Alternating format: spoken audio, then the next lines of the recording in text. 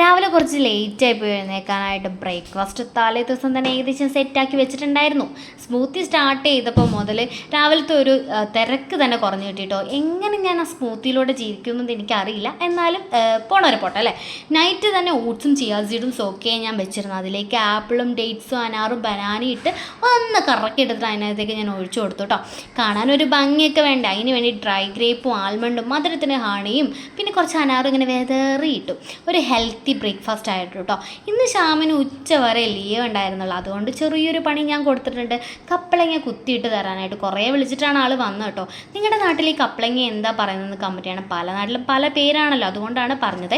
അപ്പോൾ ഇന്ന് ലഞ്ചിന് എന്തൊക്കെയാണെന്ന് വെച്ചാൽ ഈ കൂർക്ക, പിന്നെ ഈ കപ്പളങ്ങ തോരൻ, പിന്നെ ഉണക്കമുളക് ചമ്മന്തി, പിന്നെ മുട്ട പുഴുങ്ങി. നല്ല ഒഴിച്ചുകറികളൊന്നുമില്ല കേട്ടോ. ഈ കൂർക്ക വാങ്ങിച്ചു വെച്ചിട്ട് കുറേ ദിവസങ്ങളായി, പക്ഷേ മടി കൊണ്ട് ഈ ചിരണ്ടി എടുക്കലൊക്കെ നന്നാക്കലൊക്കെ ഇച്ചിരി പണിയായതുകൊണ്ട് ഞാനിങ്ങനെ വെച്ചേക്കുമായിരുന്നേ.